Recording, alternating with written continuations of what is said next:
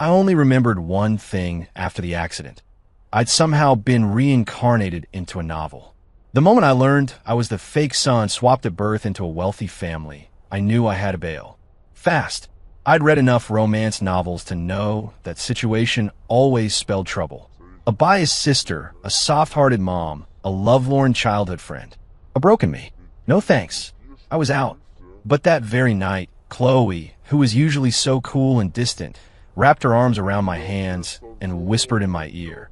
Now no one can say anything about us, can they? And then there was Maya, my little terror of a sister, clinging to me relentlessly. Hey, loser, we're getting our marriage license tomorrow. Okay? Hee hee. The next day, my arch-rival from school, Ashley Peterson, cornered me in the gym. She threw her arms around me, her embrace blazing. Now we can finally be together, out in the open. Oh wait, this isn't how the script goes.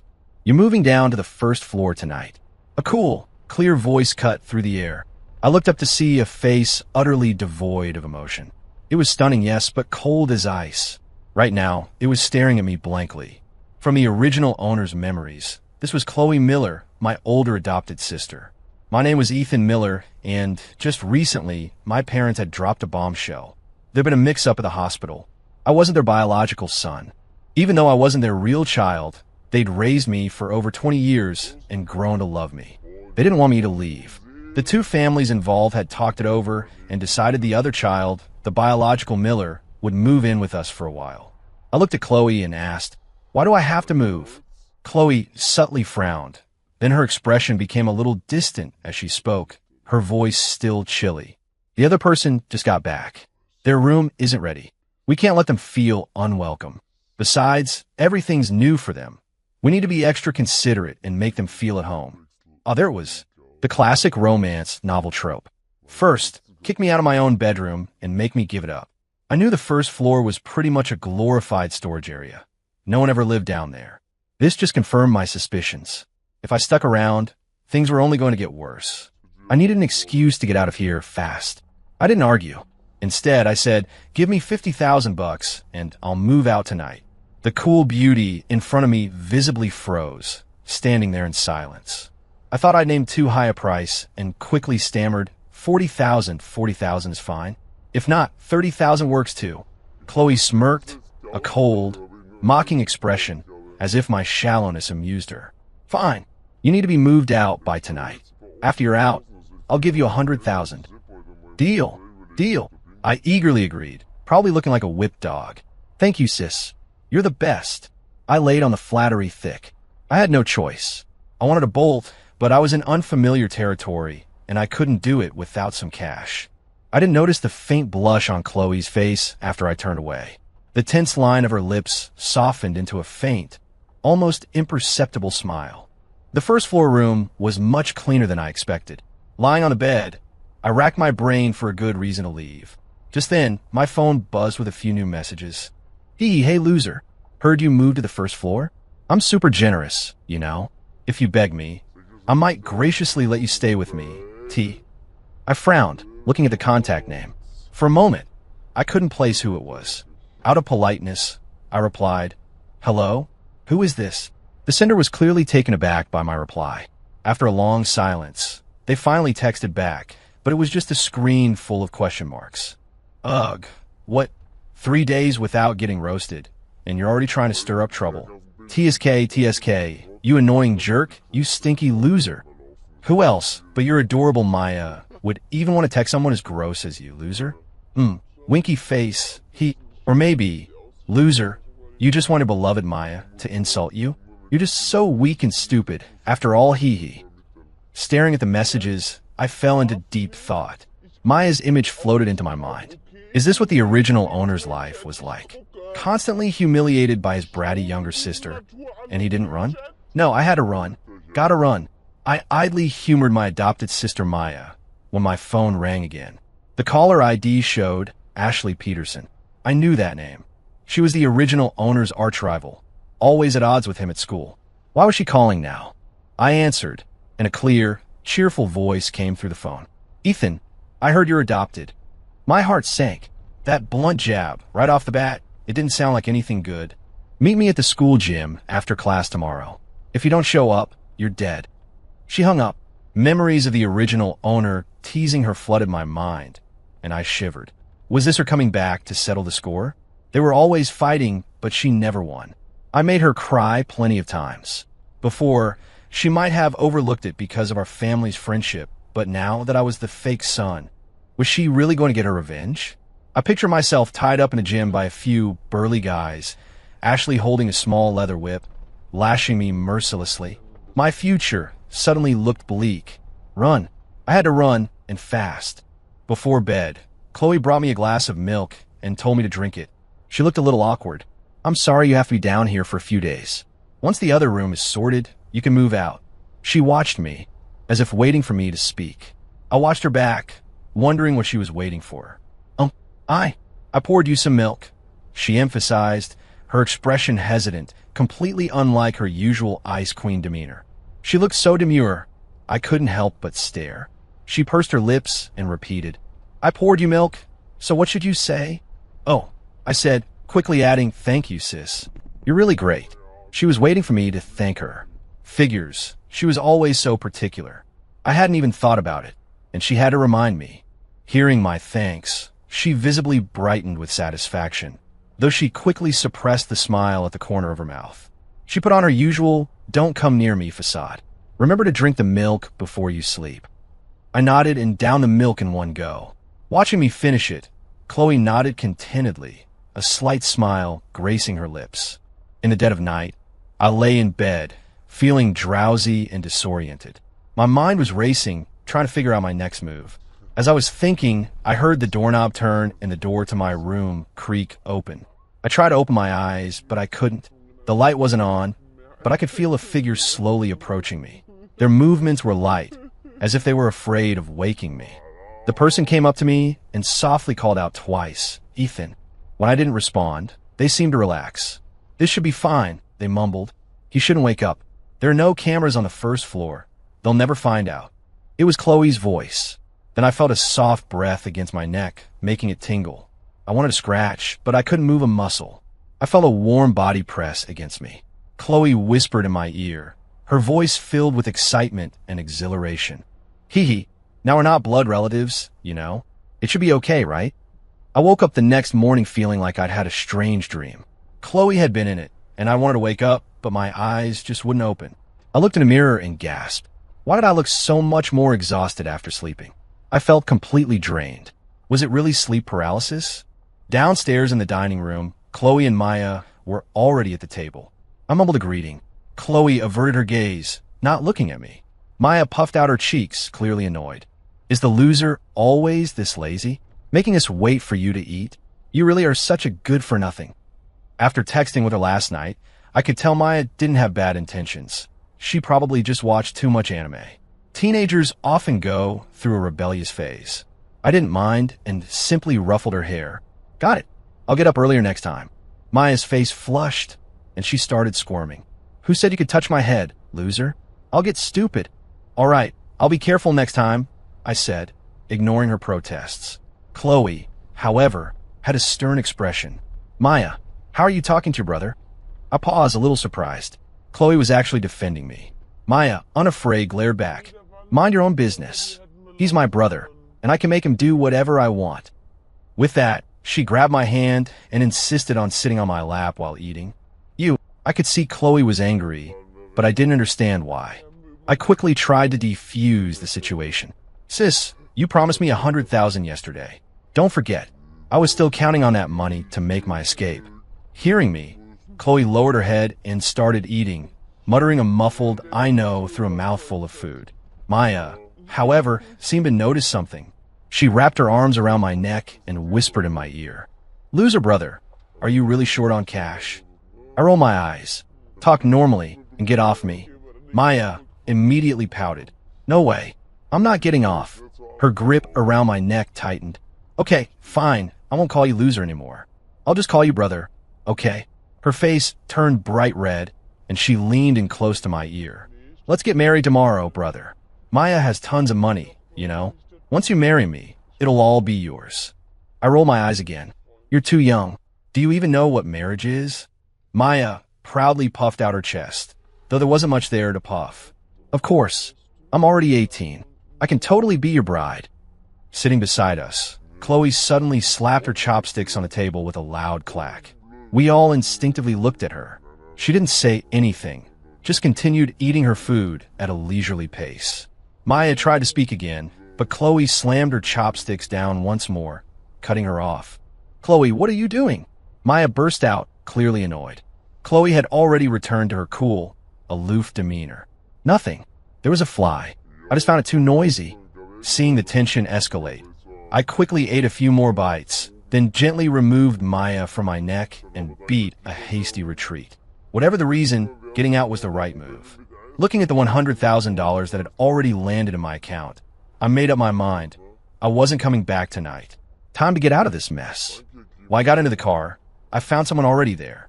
From the original owner's memories, it was Ashley Peterson. "What are you doing here?" I asked. She snorted. "Why can't I be here? From now on, I'm going to school with you every day." My university wasn't far from home, and I even had a dorm room there, but the original owner had always chosen to commute. However, starting today, I decided I'd temporarily live in the dorms. I sighed inwardly. Was her desire for revenge that strong? The moment she found out I was the fake son, she had to come and rub it in every single day. Too much trouble, too much trouble. Ashley, her hair in twin braids, looked cheerful. She pulled a box from somewhere and sat next to me. Opening it, I saw sushi. She picked up a piece and held it to my mouth, her eyes full of expectation. I awkwardly glanced at the driver, who seemed to be watching us through the rearview mirror. My arch-rival, suddenly riding to school with me and feeding me? What was going on? I hoped the driver could clear up my confusion, but he remained silent. Seeing Ashley's expectant expression, I couldn't refuse. I swallowed the sushi. It wasn't bad. Ashley looked satisfied, then turned to me, searching for something. "What is it?" I asked. "Where's your engagement ring?" she asked. "Why aren't you wearing it?" "Engagement? What engagement?" Why was such a strange word suddenly popping up? She raised her hand and waved it. "Our engagement ring, of course. We agreed to always wear them, didn't we?" I had no memory of any such thing. Then Ashley seemed to realize something. "Is it those shameless sisters of yours who won't let you wear it? I'm going to have a talk with them today." I looked at the driver again. The driver remained silent, only coughing, as if trying to hide his embarrassment. Why did this plot feel so weird? I felt like I'd stumbled into some unknown game. After we got out of the car, Ashley leaned close and whispered, "Remember to meet me at the gym after school. Okay? I might have plans this afternoon." I tried to refuse, but I'd barely gotten the words out before Ashley's smiling face instantly darkened. "What did you say?" Several burly men in suits and ties had appeared out of nowhere. Hearing Ashley speak, they all stood up and looked at me. "Ahem, nothing. I'll definitely be there after school." I only had 2 classes that afternoon. After agonizing for a while, I eventually went to the gym. The moment I stepped inside, I was stunned. The area was decorated with celebratory streamers. A red carpet led down the middle, and crystal chandeliers hung from the ceiling. Ashley stood in the center, wearing a pure white wedding dress. Seeing me enter, she immediately ran toward me. "Well, don't I look pretty? Pretty. But what exactly are you planning with that outfit?" "To marry you, of course." Huh. I was completely dumbfounded. From Ashley's explanation, I pieced together the whole story. Ashley and I were the babies swapped to the hospital. Our families had always been close, and it was a coincidence that both mothers gave birth on the same day at the same hospital. Now that the truth was out, they decided to arrange a marriage between us. They'd already discussed the engagement and planned for Ashley to move in to get used to things. "Wait, aren't we supposed to be arch rivals? And you're willing to marry me?" I looked at Ashley, uncertain. When I asked, her face instantly turned red. "What are you talking about? From now on, I'm your wife. What's there to be willing about? But I used to tease you. Don't you hate me for it? That was your manly charm. How could you call it teasing?" I was speechless. Looks like she was completely blinded by love. This situation was all wrong. So wrong. This wasn't how the script was supposed to go. I fell back into thought. No, I couldn't be fooled by appearances. Based on my years of reading romance novels, things were never this simple. I definitely couldn't go home tonight, I thought grimly. Unfortunately, a few burly men stood beside me, escorting Ashley and me into a car. At the dinner table, Chloe, Maya, and Ashley sat around me, the atmosphere incredibly strange. Ashley made the first move, serving me some food. Then she smiled and tried to sit next to me. But as soon as she reached for the chair, Maya whisked it away. Ashley's expression didn't change. She spoke calmly. "What do you think you're doing, little sister? You've only been here for how long? And you're already calling yourself sister? I'd like to ask you what you think you're doing." Maya retorted, her tone hostile. "Ethan and I are engaged. Of course, I'm going to feed him and fulfill my duty as a wife." Ashley scoffed, seemingly looking down at the little squirt in front of her. I quickly waved my hands. Honestly, I didn't really need it. I was an adult. I could feed myself. Maya sneered. "Ethan is going to marry me. The engagement is just something the family's talked about. It's not set in stone yet. No need to be so impatient." Ashley didn't flinch. She spoke unhurriedly. "Families listen to the parents, of course. Are they going to listen to you, a child?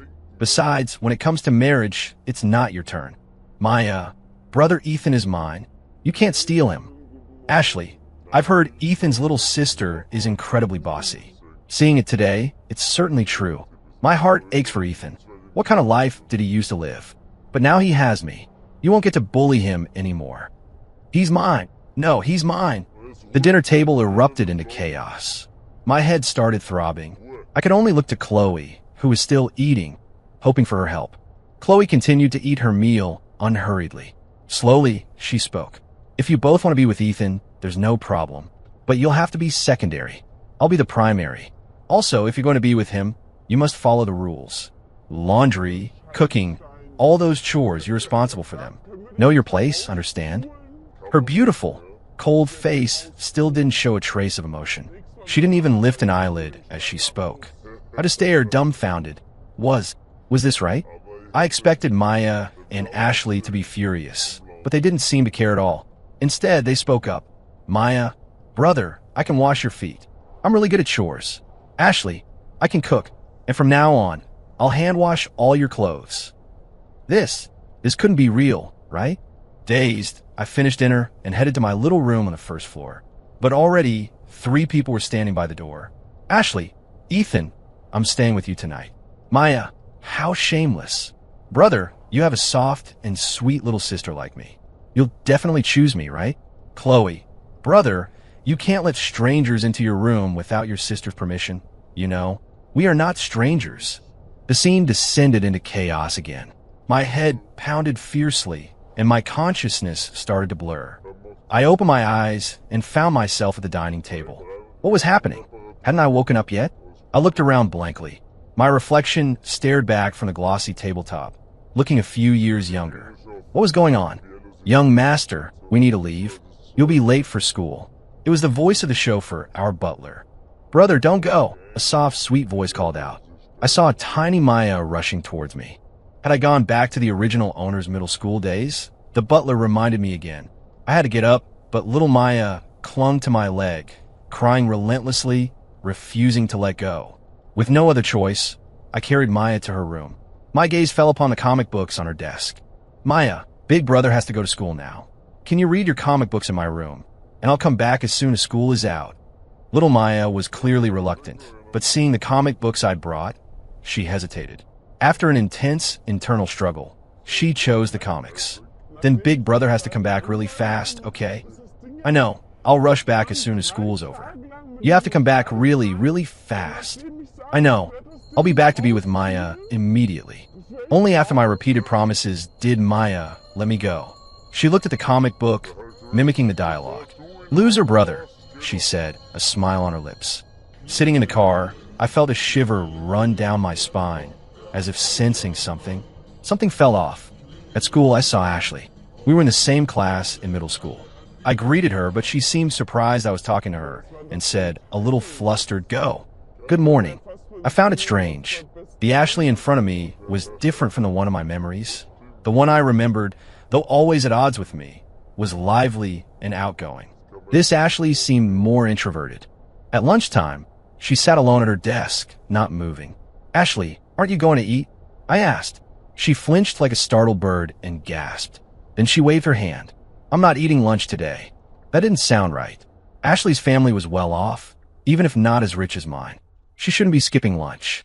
Was she on a diet? She didn't look overweight at all. I didn't dwell on it and walked out of the classroom. But I hadn't gone far when I saw three girls, dressed like stereotypical mean girls, approach her. They escorted Ashley out of the classroom. This was clearly not normal. I secretly followed them. They led Ashley to the dumpsters behind the school. I don't have any money right now. I already gave you everything yesterday. Ashley sounded a little wronged. She didn't understand why the people she considered friends were treating her this way. If you don't have money, ask your family. Aren't they rich? Don't tell me they can't even spare $100. I've already asked my family for money twice this week. If I ask for more, they'll definitely ask what's going on. It wasn't that Ashley didn't want to ask her family for money. She knew that asking so frequently would raise red flags. If her family found out these girls were taking her money, they wouldn't let it go. She didn't want to cause trouble for the friends she'd finally made at school. The three bullies ignored her pleas. One of them simply shoved her. Ashley, already slender, was no match for them. She stumbled and fell right into the trash. Bring $200 tomorrow, or else. Ashley stared blankly at the three girls, her heart heavy. At school, no one seemed to want to talk to her. Her wealthy background made ordinary students keep their distance. These girls were willing to talk to her, and she was happy, considering them friends, always fulfilling their demands. So why were they still treating her this way? From my hiding spot, I sighed. What an incredibly foolish girl. The three bullies were about to mess with Ashley again. I charged forward with a flying kick, sending the ringleader directly into a trash can. The other two also got a quick punch each and were sprawled on the ground. Ashley seemed stunned by the sudden turn of events, standing there blankly. I hauled the ringleader out of the trash and dragged her over to Ashley. Give her 2 slaps. Ashley gasped, looking at me, then at the bully. For a moment, she was at a loss. Seeing her dazed expression, I sighed, grabbed her hand, and slapped the bully's face twice with it. Then I said coldly, "If I ever see you bullying her again, I'll beat you every single time." I took Ashley back to my place. "Go take a shower. You're all dirty. You can wear my sister's clothes for now." Then I checked her hands, making sure she hadn't scraped herself when she fell. Ashley remained silent, letting me maneuver her like a porcelain doll. If anyone ever bullies you again, remember to tell your family. Don't be so foolish you get taken advantage of without even realizing it. Seeing her still blank and silent, I sighed. Remember, only I get to tease you, okay? No one else. Now go shower and change. Ashley nodded and went into the bathroom. Maya saw me return and immediately ran over. "Loser brother, your favorite sister is here." I was only gone for a morning. What happened? Ashley emerged from the bathroom, her cheeks flushed. I couldn't resist, lightly pinching one. Maya immediately protested. "Hey, loser, I don't allow you to touch other women." I chuckled, a bit exasperated. Looking at a somewhat bewildered Ashley, I patiently explained, "My sister's always been a bit bossy. Don't mind a kid's antics." Maya put her hands on her hips. "Oomph, I'm not bossy. I don't care, brother is mine, and mine alone." It took a while to finally get Maya to calm down. My sister's clothes were a bit too big for Ashley. I had the driver take her home. Before she left, Ashley summoned her courage. Are we friends?" "Of course. Haven't we always been?" Ashley beamed and nodded vigorously. Maya was still clinging to me. "Brother, are we siblings?" "Yeah, we are." "Then can Maya marry you when she grows up?" "No, that's not how it works." I shook my head. Maya looked anxious. "Why not? Don't all the comic books you read with Maya show the little sister ending up with her big brother?" Shoot, I hadn't paid attention to the content of those comics. What did I let her read? I quickly tried to curb her current thoughts. Comic books are all fiction. They're not real. You're still little. Don't believe everything you see. Then why can't Maya marry you? Because we're siblings, and siblings can't get married, I patiently explained. Maya's eyes welled up. So if we weren't siblings, we could get married? I was speechless, unable to think of an explanation. I could only say patiently, "You're still young. You'll understand when you're older." "No way. I want brother." There was no point arguing with a child. I just went along with it. All right, brother's here." Maya immediately stopped crying and hugged my neck, smiling. "Brother's the best." Maya then turned her head and said quietly, "Maya's a good girl now." I was a little confused. Maya continued, The book says good children get their wishes granted by Santa Claus. She was still a child after all. I didn't think much of it, but Maya stayed awake late into the night. Maya, why aren't you asleep yet? I'm waiting for my Santa Claus. He'll grant my wish. I chuckled. It's not Christmas yet. Where would Santa Claus come from? Maya seemed not to have considered this. She immediately panicked, her eyes filling with tears. Then what do I do? So, you go to sleep first, and maybe Santa Claus will come by Christmas. I try to comfort her, but she seemed deeply saddened, her mood turning somber. I slipped out of the room. I remember the school auditorium had Christmas costumes. It took some time, but I managed to get one. Dressed as Santa, I tapped on Maya's window. Maya was still awake and startled by the tapping. Ooh, who's there? It's me, Santa Claus. Maya's face lit up with excitement, and she opened the window for me. I managed to climb in. Maya immediately hugged me from behind. I lost my balance and fell to the floor, with Maya tumbling on top of me. I didn't pay attention to our strange position and spoke. Tell me, little Maya, what do you wish for? Santa Claus will help you make it come true. I wish I could always be with my big brother. I paused, surprised by her wish. Still, I said, all right, little Maya, your wish is granted.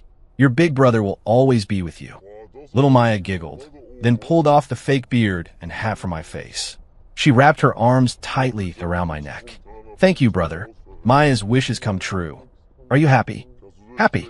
Maya is so happy. I've never been this happy before. Then she leaned close to my ear. You're not allowed to be nice to anyone else. You can only spoil me. My mouth twitched, but I didn't bother arguing with her. Chloe came home later, smelling of alcohol. I found her sitting alone in the living room in the middle of the night. Sis, I called out. Chloe looked up at me, but didn't speak.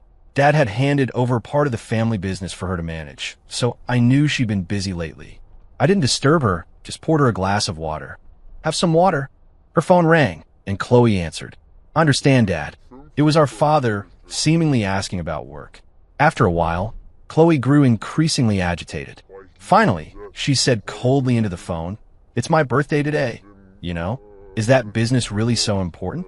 On my birthday, I still have to go to a networking dinner.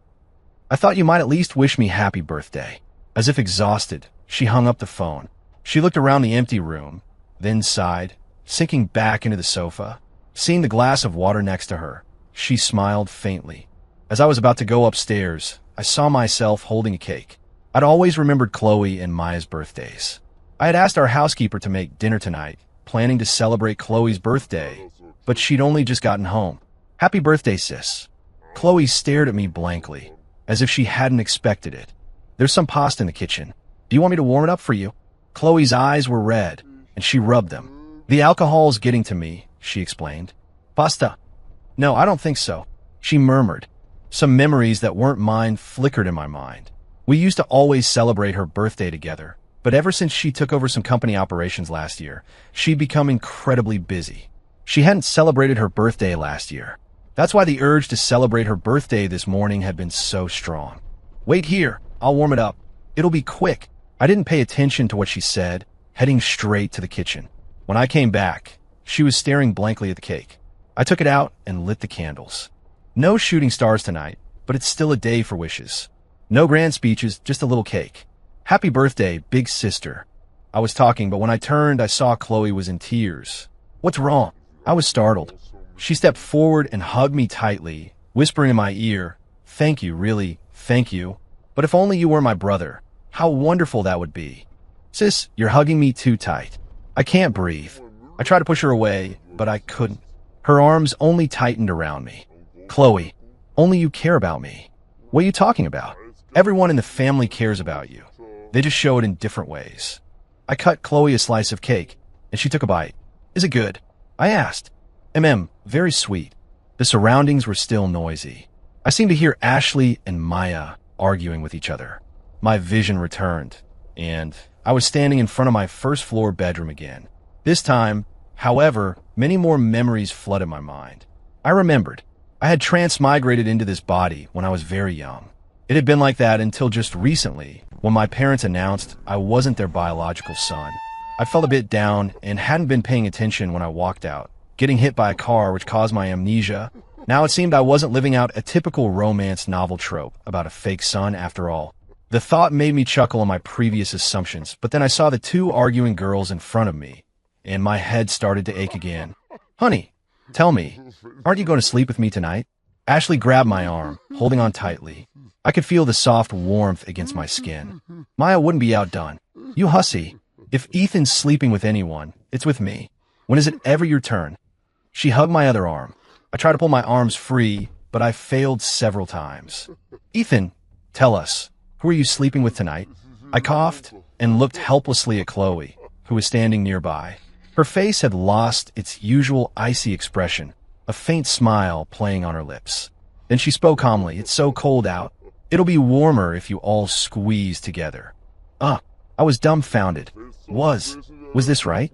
Only after my repeated pleas did they reluctantly leave, and I returned to my room alone.